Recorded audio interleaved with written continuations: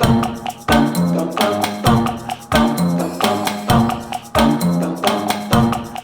everybody, welcome back to the Jankyard. I'm Isaac. I'm Logan. And we've got a special treat for you today. A few days ago, me and Logan were able to head to our LGS and record some of our RCQ event, our Regional Championship Qualifier.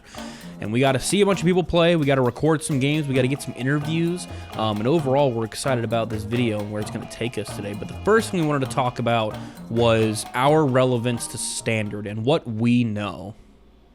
We don't know much. We're big Pioneer guys. We're entering the Standard meta a little bit more now. So this was a really awesome opportunity to be able to go to a major competitive event. I say major competitive. Yeah. It's an RCQ, but It's, yeah. we got to learn a lot about the meta. There were judges there. Yeah, it was very fun, and we got to learn a lot about what people played and what's good and what's not good, which is a lot, actually. Yeah, personally, from our perspective, I've never been a big Magic event guy. I've never been to anything huge or participated in anything like this. But I remember us getting there, and there immediately being two judges who were like, "You guys a camera crew? All right, we need to give you a rundown." And they gave us a whole spiel about what we can and can't do. And me and Logan were just like, all right. You got it. Man. This will be fine. But no, overall, we had a really fun time. It was really good. So we'd like to help you guys go off to the video. So we recorded a little bit of a discussion of our thoughts on the meta. It was a quick little tidbit of talking while the guys were ending their first round. So we'll let you guys watch that, and then we'll see you after that.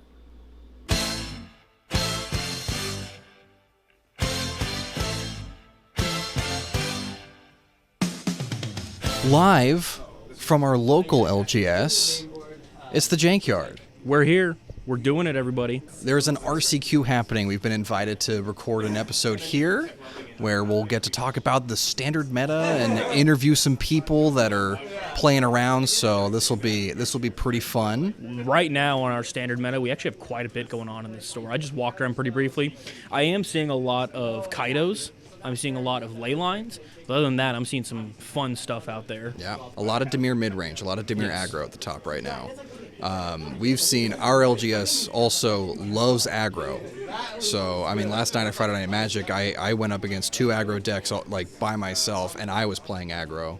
So, popular here, maybe not as much as your store, who knows, but here we have a lot of aggro. So we're also recording some games. You guys can see those towards the end of the video, and you guys get to learn a little bit about the Standard meta just with us. In case you don't already. Yeah, we are traditionally Pioneer players. We don't normally play Standard too much. We've been getting into Standard just because Pioneer has kind of fallen off the face of the planet due to Wizards hating it a little bit. Rest in peace. Love you. It's fun to see what everybody's playing around here. It's fun to see the differences in what the decks are. I mean, obviously, you're going to have a bunch of different matchups here, but I just saw a guy win with Mill. I just saw a guy by flinging, what was it, a 14-16 Venus Flytrap with Kala Sellsword. Also dealt double damage, get a Twin Flame Tyrant. That deck was awesome to watch for a minute. Standard's whack. Yeah. There's a lot of stuff you can do, and it's probably the most effective brewing format as far as making some really stupid decks, which is exactly what we're in here for. So that's exactly the point of our channel. So, as far as the Standard meta goes, so obviously there's the top decks are utilizing probably two cards that are very powerful right now in the meta. Yeah. Anything that's running blue is running This Town Ain't Big Enough and Storm Chaser's Talent. Yes, if you're in Dimir, you're playing Kaido. All right, both of those are for sure gimmies. If you're playing red, you're probably playing Leyline Resonance. You're probably playing your usual aggro pieces, Swift Spear, things like that. Screaming Nemesis is huge right now. Yeah, and for the decks that aren't playing those pieces, they're leaning into blue so they can play their Otter, so they can play their This Town Ain't Big Enough. There's a lot of different just combinations of, hey, these two cards are integral, let's splash another color. I don't think I've seen a single monocolored deck out there just because there's so many valuable pieces if you splash a color, if you go all the way into another color. I think there's two people out here playing Domain right now, and from what I've seen as well, they are one or two colors. They are not playing five colors. Which is so funny because you can get away with it because of the Green Overlord. It sucks. Right, it's crazy. It's crazy. So, I mean, it's funny, too, how often you're like, oh, I play four-color Domain. Selesnya. It's just for the overlords. Oh, yeah. That's all you do. I mean, you're not playing it for really any other reason. Yep. White overlords are really powerful right now. Mono white token control is doing pretty good. There's about 3 of those out there right now. We've got one dedicated player that's a regular here that loves that deck. When it comes to splashing colors, we could go down the list and go like, okay, mono red aggro is huge, and you're splashing either white for Lightning Helix and Boros Charm, or you're splashing green for Snakeskin Veil and Innkeeper's Talent. I mean, like, it's like 1 or 2 cards. The biggest deck right now is Dimir, mid-range Dimir aggro. Absolutely. Right. You're playing Kaido. That one's probably the safest bet as far as I am fully into Dimir. But I've seen lists splash white just for control. Get lost, split up. Even like though that. there's solid Sunfall. control, even though there's like decent control pieces in blue and black right now, they'll splash white just to have that little bit of extra There's to them. good removal in white right now. That's probably why the token control list is doing so good. I think for some of these decks that are splashing those 2 colors, you can do your fast lands, you can do the pain lands, you can do those 13 life lands, you have the surveil lands if you really want. So even though there's not like good shock lands or there's like good check lands, we've got a wide variety of those dual lands. So there is an argument to be made that going in 2 colors, you could just straight up not play basics. There's arguments to be made in Standard to ban different cards that are in these top decks, but it's not an engine piece. It's not anything crazy. Last night there was talk among, and I mean, you know, how valuable is this information from random guys at the LGS? Exactly. People were conversing on if we should ban This Town Ain't Big Enough. Which is ridiculous to me. Really? It's I mean, I've seen it been played, but like, imagine you're going into spoiler season and a 5-mana bounce spell is going to get banned in the future. That is insane to me. Especially when you're looking at it. Like, you look at that base-wise, you say, okay, I can bounce my thing and bounce your thing, but I have to recast my thing. Well, I want that thing to be cheap, so ideally it's something, you know, cheap that gets me good value. Never in my life would I have expected the enchantment that everybody slept on to, you know, be that card. I remember when that card was $1. I bought my 4 copies then. I am rolling in it now. I just put a new down payment on my car. Dude, are you kidding me? It wasn't because of the Storm Chaser's talent. It was just that you saved so much money. Yeah. No, I mean, This Town Ain't Big Enough is so good. I've seen it at probably half the tables, and I think all of them are also playing the Storm Chaser's talent as well. I mean, think of that. Half the tables. We have 30 players here right now. Yep. Half the tables are either running This Town Ain't Big Enough or can run it and are actively choosing not to. I'll have to do another walk around, but I want to guesstimate that about half of them are playing that combo of This Town Ain't Big Enough, Storm Chaser's talent. I want to say that because I've seen a chunk of Dimir, I've seen a chunk of the Izzet decks that are playing that combo. Wow, great insight, me. Thanks. That's how the news people do it, right? They just like talk to themselves even though they just did the bit that they were. Right, except hypothetically in a real news environment. There's more than the 2 of us. Right. Luckily enough, at our area we were recording in, close by, we were able to get some games of some people playing. So this game we're about to transition into was the first game. We got to record a game of Gruul Aggro versus Dimir Tempo. It was a little bit of a spin on the Azorius Tempo list. So we also got to commentate on that, and you guys get to watch that now. Welcome, everybody, to our coverage of the RCQ. We've got a game 1 for you. We got Gruul Aggro versus Dimir Tempo. That's what this guy said, right? Yep. Playing an Azorius Tempo shell, but with the black removal package. So we'll see how that goes. We got a turn 0 Leyline of Resonance from Gruul Aggro. It's probably a good start here. All right, let's see a turn 2 kill then. We got Surveilling a Duress into the yard. See what Gruul Aggro does. He decides to not play a turn 1 drop. This might be a little slow for him, but we'll see how that goes. A chart a course? There we go. Charts a course. Going to try and bend. Yep, there's the Oculus. So he's going to bend the Oculus off the chart a course, probably expecting a reanimation spell on this next turn. Let's see. We'll probably see it next turn come in. You got that chart a course. Here comes this Emberheart Challenger for 2. Bam! First blood. Yep, there it is. Yep. All right. Back. Cool. We're going fast. This is welcome to aggro, folks. So we got an Oculus already for aggro. This is a really hard setup for aggro to have to deal with at this point. He's got one little freak on the field. Let's see where that goes from there. One creature every turn is incredibly problematic for them to deal with. Let's see what the answer is. We have 2 Heartfire heroes coming in. And he's just passing the turn. He's just waiting. He's just going to wait. I think he wants to try and build up the board state a bit more with this ley line here. We got a hit with the Oculus. Okay. Going down to 15. So he's going to pass here. He's probably holding up some sort of removal spell. Thank goodness Dimir has those. With that ley line, he can punch through. He just needs to get that swing in if he has a spell to punch through with. A good Monstrous Rage here would be very ideal. Here we go. He's swinging out. Yeah, the blocks are coming in. That's typical. So this is probably going to be an unusual setup here. Yep, here's the Monstrous Rage. No way. That's crazy. So he targets the Ember Heart, so he's going to lose one of these Heartfires no matter what, I would assume. Unless he wants to use a couple more spells here, but that might be overextending it a bit. I think it'll be okay if he punches through for the 1 damage to face. So we got a Prowess trigger on the stack. He's probably checking for cut down here. Because he might want to wait for a Prowess trigger or counter it with that setup here. So I think what he's going to do is either cut down early or he's going to hold a Go for the Throat. Go for the Throat on the Heartfire hero. So we still got a Monstrous Rage on an Ember Heart here. By the way, this only gets 1 prowess from the first one cast. Yeah, prowess. Because it makes a copy, it doesn't cast it. Yeah. Me too. I don't know how prowess works at all. All right, Valiant Trigger gets a land. Pretty stinky. Not gonna lie, would have preferred something better. Especially, I'm assuming he would too, having 3 lands untapped. So here comes the Ember Heart. And the Monstrous Rage. So now we will go to... This is looking like 6, 7 damage. Yeah. With Leyline of Resonance, can you retarget the second spell, or does it just go to the same guy? You would have to retarget it.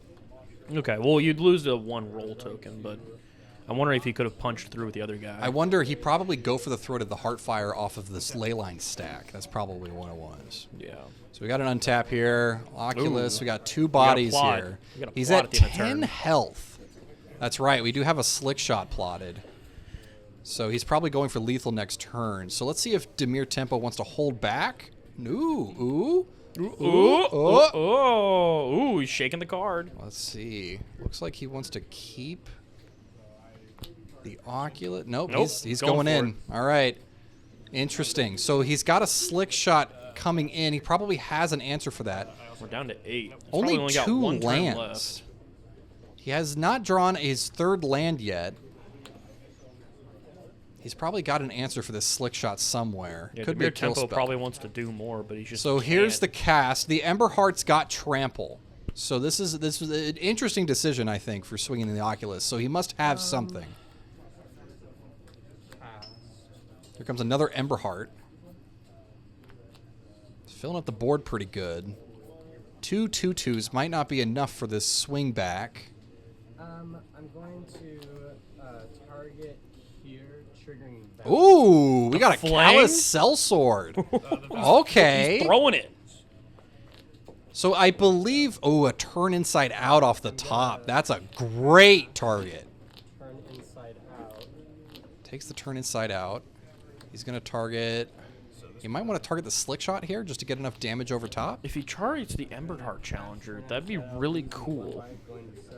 Gets a big old fling. Okay, he takes a damage from casting the turn. He's probably going to target... it would make sense to target the Slick Shot. Neither has the prowess, correct? Neither has the prowess. Okay, cool. I'm waiting. So we got an Ember Heart with Trample. Talking about prowess again. Me too, buddy. Yeah, this guy's really looking for a cut down, I think. I think that's what's happening here. That's an exile. Oh, yes, my apologies. Oop. Actually, no, to be fair, I already said I was casting this. So Oh, I'm casting this. he is apparently questioning his decision to cast the turn inside out. Interesting. Probably want to commit to the Slick Shot here. He has nothing for flying. How much damage would this be? This would be a lot. Ember Heart with Trample. If he gets the Leyline trigger off the turn inside out on that Ember Heart, this is going to be lethal here. Do you have an then a copy of this is going on the stack too. Turn inside out does not supply trample though. That's why swinging with I the think- Oculus, it makes me think he has something. I think with the turn inside out, you target Okay, so currently you have this target on the stack Everhart and you're challenger. casting this. And this is a 2/2. And what is that target? So you can get the double leyline resonance, get a bunch of damage in with the fling. Slick shot's flying. You just fly over the top and deal more damage. Right. Cut down. Cut down. Yep, here's the cut down. So he's targeting the sellsword fling target. So that's going to fizzle. That one does not get copied because it also has to target his opponent's creature. So Leyline will not trigger off of that. So he's going to target turn inside out with the he's going to target the slick shot with the turn inside out. How big is And then he's going to swing for a lot of damage here. This is a This Emberheart with trample probably almost has enough to kill him just outright. 6, 7, 8. Okay. And this He hasn't cast that He's turn checking. inside He's out going yet. to flip something, it looks like. I'm gonna flip a Mockingbird? That's a Mockingbird. Ooh, okay. That's his answer. His answer was to chump the slick shot with the Mockingbird off the flip and then use his previous creature. So Did he have the mana to do that? He did. That was all he did. He just flipped it for 1 blue. He had the one Oh. tap black for cut down and then used the 1 blue to flip the Mockingbird to chump the slick shot. Yeah, there you go. So slick shot is not doing anything. Emberheart gets chumped by the 2/2, is only dealing 6, I believe. 5, 6, 7, 8. Yep. Okay. So 8 total. 2 gets blocked down 6 to 4, and then I think he just dies on the swing back. Well, if I'm not dead. doesn't. Yeah. Okay. Looks like it. Yeah. So this has 2 prowess triggers, and it also has. This is not looking good for Cruel Aggro in this setup. To be fair, Cruel Aggro is not going to do much against an Oculus that early. It'd be pretty difficult to come back from that, but I think he's making a valiant effort towards it. No, that's it. He's That's it. scooping. Yep. Calling the game. All right. Well, Gruul Aggro takes the L in match 1 Trigger prowess when it comes. due to an early Oculus. You hate to see it. Damage right?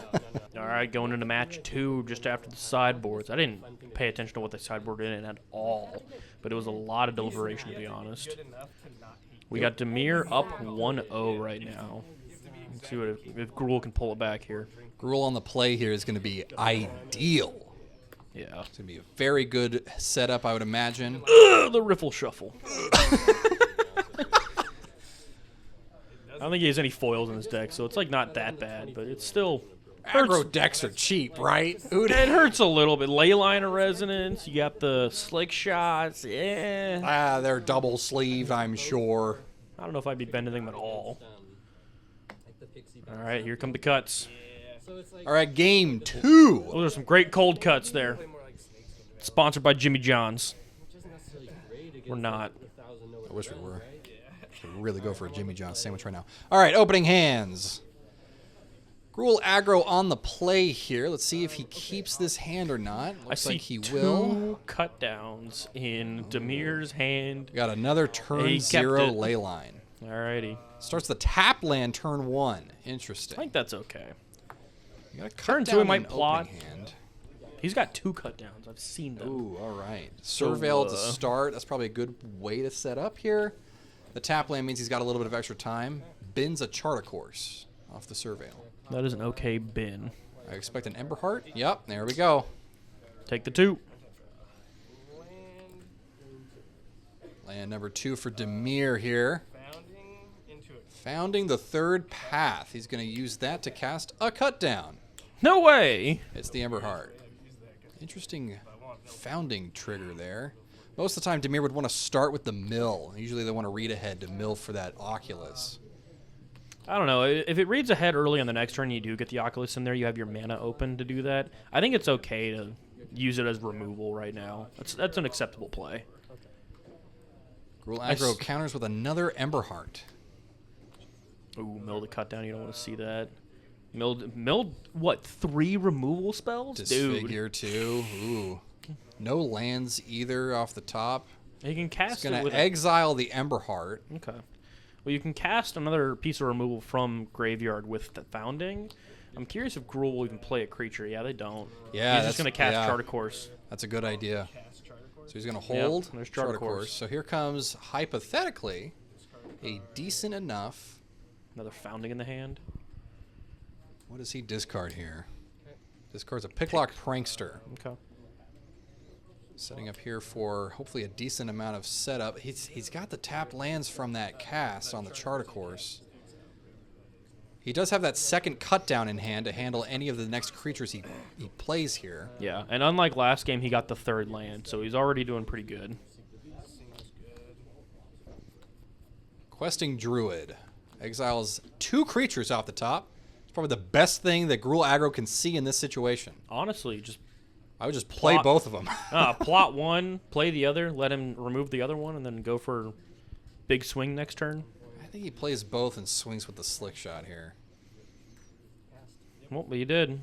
He does play both. He's got 1 mana open for a pump spell here with the ley line. Swings with slick shot. No blocks. No responses. Takes the 1. Cut downs the slick shot. At the end of turn. Interesting. He's probably I expecting guess he doesn't want to that. do it in response to the attack in case there's a protection spell. Yeah, but I maybe don't. he wants to keep that. So he's probably waiting here to see if he... Oh, yep. Hold on. Out of cut down range. Does he use a buff spell just to keep the slick shot alive? He will. He will use Turn Insight out to keep it out of slick shot range. Gets a Valiant trigger on the Heartfire. So that's a 2/2 now. Land. 4th land out of Dimir Tempo. He's making it big. Founding. Anoint. Here comes another Founding, and we're exiling the Heartfire hero. No 2 damage there, buddy. And Bitter Triumph. All right. Okay, so he's drawing a lot of kill spells here. All right, so he's got board wipes. I'm not seeing a lot of counters to those creatures. I'm not seeing a lot of creatures himself. Any Oculus? I think that's okay. Later in the game, he's going to pull out a Teferi and just take the game by storm. He's got it. Somebody's milling. I think a really good card here would be Shieldred. It's probably a pretty good creature against this guy. It's not like that bad. So let's see. We're starting in the next turn here. He's going to cast the Questing Druid. Welcome back from your adventure, buddy. Casting with it Slick another shot. Slick Shot. And he's got no mana open. Swings for 1. No mana open. Well, I guess your opponent only has 1 card in hand, and then he draws a removal spell. So, Mills that's pretty 4. sweet. Chart, of course. There's a go for the throat. And Get land. Get that next turn. There's his 5th land. He's got a Picklock in hand. Is that? Yep. All right. So we've got an Adventuring Picklock here. What's he going to grab? Another Picklock. So That's probably not the awesome. best pick here. See if what he can do here with what he's got. Is he going to cast? He casts the Picklock Prankster, so he's got a blocker for the Slick Shot. He plays the 5th land, too. Monstrous Rage here would be devastating. This is a really good spot for aggro to be in right now. Let's see if he commits to another thing here. He's going to plot another Questing Druid. Land. Monstrous Rage. There we go. That's the spell he's looking for. He's going to swing out here. Yep. And he's going to Monstrous Rage. This is a lot of damage coming in. He's got a second Monstrous Rage. Yep, that's lethal. All right. We got a game, folks. That was a good example of how aggro can handle some decent mid-range and control shells. Yeah, even if you don't kill on turn 2 with the ley line, you can wait until, what was that, turn 700 to swing out just because you have 2 spells and the opponent left a creature on board. Think about that. How many pieces of removal did he just play just to get killed by a singular creature? Those mid-range and tempo shells need to have something to deal with that amount of creatures. Yeah. Alrighty, going into game 3 here. We got them final shuffles. We got them final wedges. Here it comes, here it comes. Here's the cold cut, sponsored by Jersey Mike's this time. Thank you, Jersey Mike's.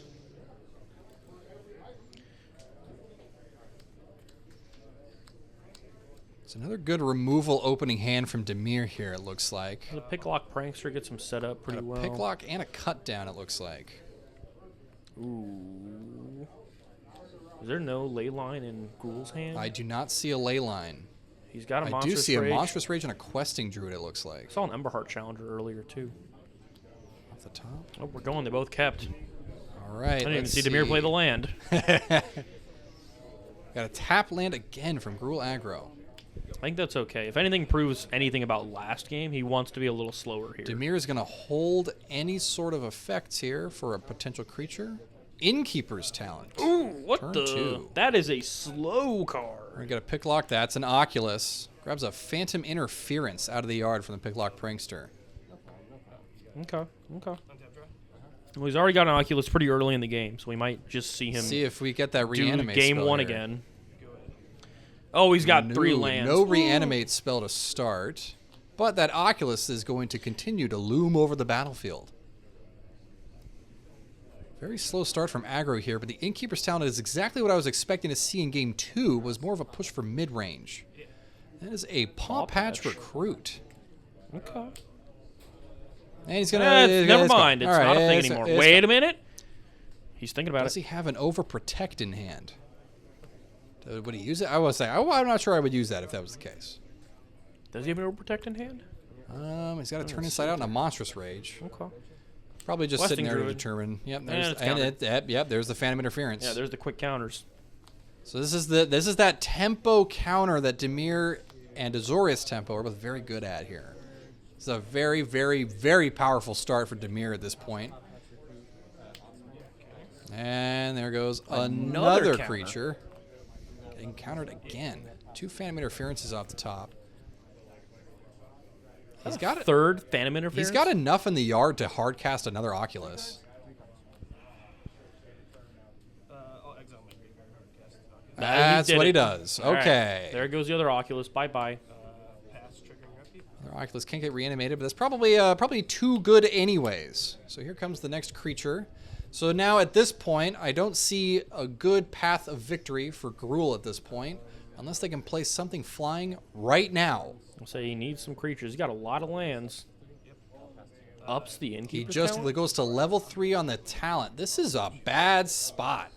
This is now... Oh! And there's the Shieldred.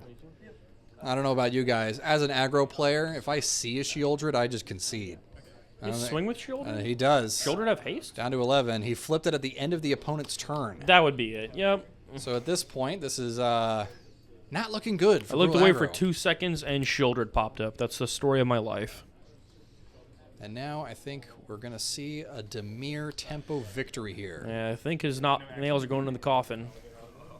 Drew the card. See if there's anything that he has in his hand to handle this. Get it? Handle? See a slick shot. The Innkeeper's Talent's just sitting there. He does have a slick shot. He's got potential, but you're staring down lethal next turn. He can probably play a slick shot. Use it as a blocker? You never want to be in that situation. Let's see if he can just get enough for a good swing back. Play a couple of creatures here, maybe. He is staring this hand down. You look at the Shieldred, and the aggro player just cries. That's usually what happens. Yep. Yeah, slick shot. 2 mana for slick shot. To the front of the hand. Slick shot. Yeah. All right, commits. See, like that's how you know the aggro player is just done for. It's the slow cast of the creature. Mm-hmm. Gets the counters. Puts on the it. counter on from the Innkeeper's Talent. I assume passes. There's no way you're swinging into that. Or rather, allowing that to swing back at you. Because that is lethal. So he's got to hold back a blocker here. It's got the counters now, so it's got a pretty big butt, but we'll see if he can pump it up on his swing and go from there. You might want to try and kill the Shieldred here off the block. Then again, Dimir might also just have a kill spell, so... Yes, Dimir at this point is just looking way too powerful. No Swings kill spell, out. goes for the swing. So this is lethal. He has to block here. He might try to... He's creeping it very... There. Okay, he's going to block the Shieldred here. Probably try to get that major... What do we got here? There's the Overprotect. So he's going to protect from... Nope, never mind. He's dead. All right. That was it. So he's going to kill the Slick Shot here unless he has a Snakeskin Veil. I don't think he has a Snakeskin Veil. Otherwise, he would have already cast it. I think he's just currently mulling over the idea that he is dead now. Soon he will come to the same realization as us. Yep, and there there's it the is. handshake. All right. That's game. Well, looks like we got a match 1 victory for Dimir Tempo.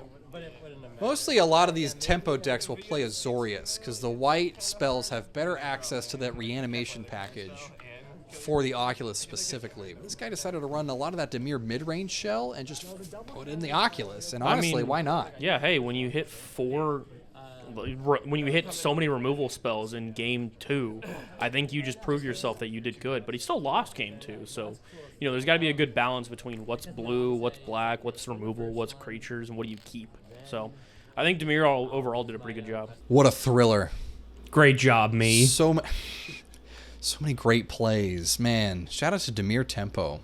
That's a guy that wants to play Azorius Tempo, but just wants to kill things. Yeah. I can respect that.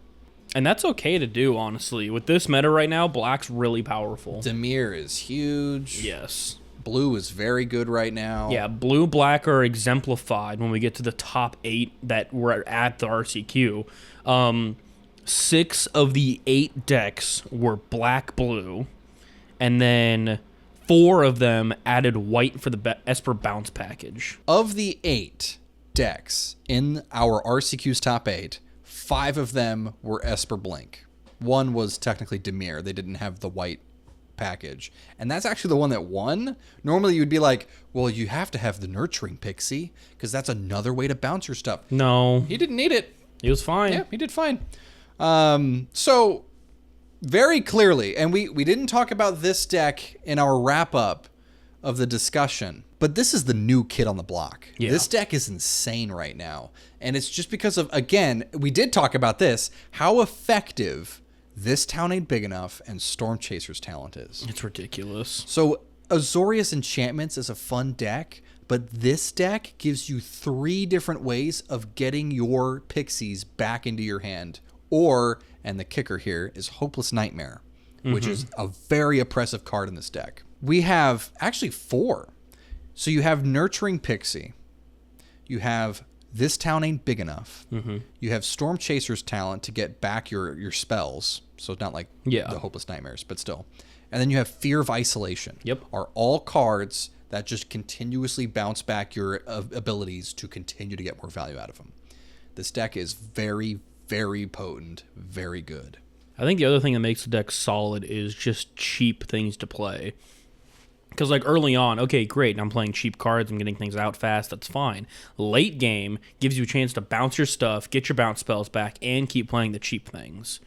I think it's just got a lot of value in it, especially with the amount of repeatable bounces you can have. Right. So you don't have a lot as far... It's a tempo deck, so you're not dealing a lot of damage at once or trying to hold off the opponent to get a good swing back. It's just a pick and choose where you deal the damage kind of deck. You play your pixies, you play your Spyglass Sirens, you play whatever you have that's flying or evasive that can get in for some cheap damage every once in a while, and you just continuously annoy the crap out of your opponent and continue to get your spells back with Storm Chasers and your bounce package that can just continuously bounce themselves. yeah, no, this deck sounds like a pain in my knee. I do not like this deck at all. You know what the worst part is? Is they can play Kaido. So, of course. Hey. That's the actual finisher here. Is Yeah. probably the Kaido. Yeah. Very, very effective deck. No shocker to us that it was so popular in the top 8. If you notice, though, in the remainders of our top 8 here, there's one, I'll call it an elephant in the room, that just is just, I don't know why this thing is in there, and yet it was so effective because it just feels like just enough off meta that it can handle a lot of what it's dealing with. And that's this Selesnya aggro list. It's just kind of tokens, but it's also not. It's a lot of individuals low to the ground creatures that can just storm over your opponent really well. And the best part about this deck is Collector's Cage, which can very easily give you a very good hideaway ability right off the bat. And this deck kind of slaps. Yeah. This deck's good.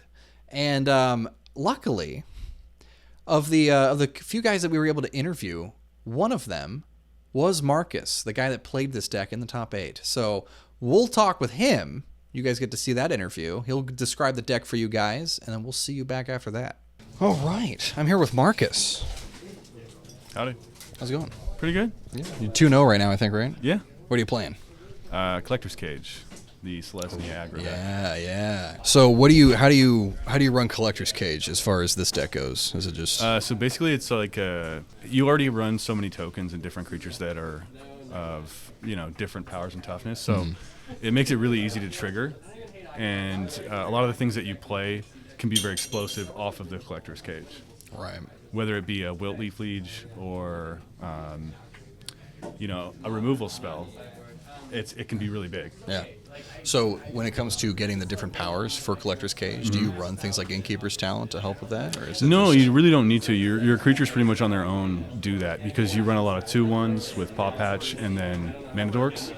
And then on top of that, almost all your creatures make a creature that has another power, like the Sandstorm Salvager or the Sanguine Evangelist. Yeah. Both make a different powered creature. Interesting. So you don't really have to care about any of these buffs. You're otherwise aggressive token strategy. Pretty much, yeah. So Collector's Cage, most of the time, see, me and Isaac, whenever we brew, we look at Collector's Cage and we go, oh, that's just a way to get something really stupid out, like real quick, right? Right. But for this deck, you're playing aggressive. You're probably just getting something tempo just to help you with whatever the situation is. And sometimes it is an OP kind of card where you just want to miss more. Right. Miss more Overlord, and we're just raw power. Right. Yeah.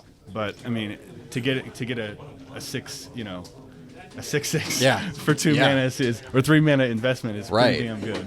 Get a couple tokens with it too. That's pretty crazy. Yeah. So all right. So what kind of matchups? What have you played against so far? So my first matchup was actually like what they're calling a Aristocrat deck. Okay. It was Heir Apparents. Yeah. And Return to the Ranks. All right. Along with some Wraths and some life gain and drains with a bloodthirsty adversary top. Okay, so you got to have the combo in there, of course. Yeah. So, oh no, my cool thing. I feel like that would have been an easier win for you. It was kind of an easier win.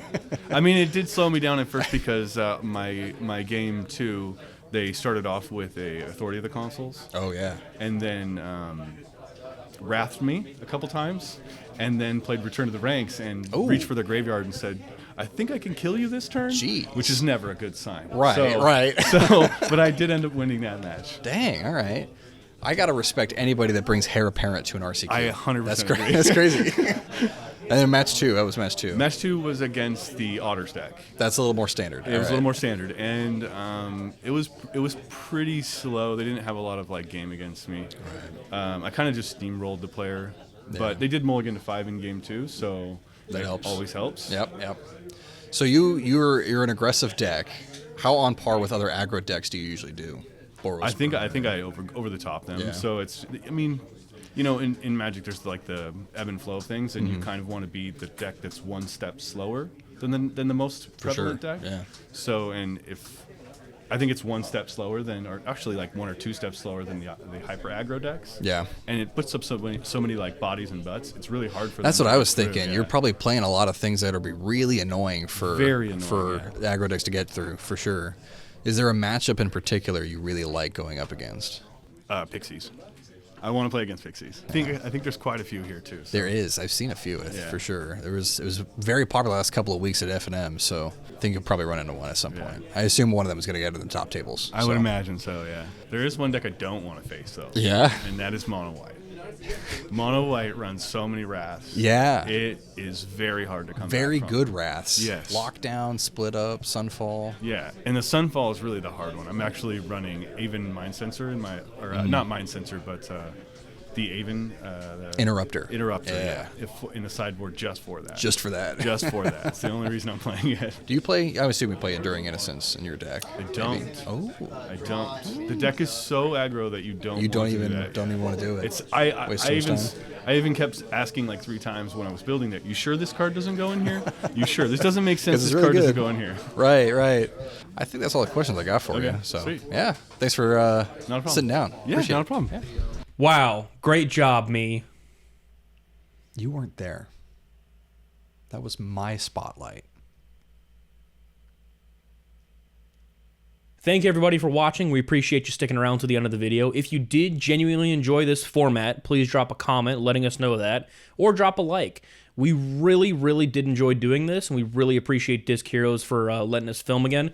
Shout out, Disc Heroes. Shout out. But yeah, we'd love to do this more in the future. We go there for our Friday Night Magic, so we're there pretty often, and if we can record a game or two, that'd be fun for us. If you guys want to see more standard gameplay, I mean, we're all over that. So if you guys want to learn more about the meta, I hope you guys learned something from this video about the standard meta and what's going on. Again, yeah, it was just a ton of fun to go there and hang out. So yeah, I really appreciate Disc Heroes. Yeah. Shout out. And so if you guys want to see more gameplay of standard stuff, they'll allow us back, I'm sure. You better. Check us out on YouTube Shorts, which you probably saw because that's how you got to the video. Check us out on TikTok and Instagram, though. Instagram needs a little bit of help, but TikTok's doing just fine. So if you like going on TikTok, might as well drop us a follow on there. That's all we got. That's all we wrote down. I actually didn't write down anything more.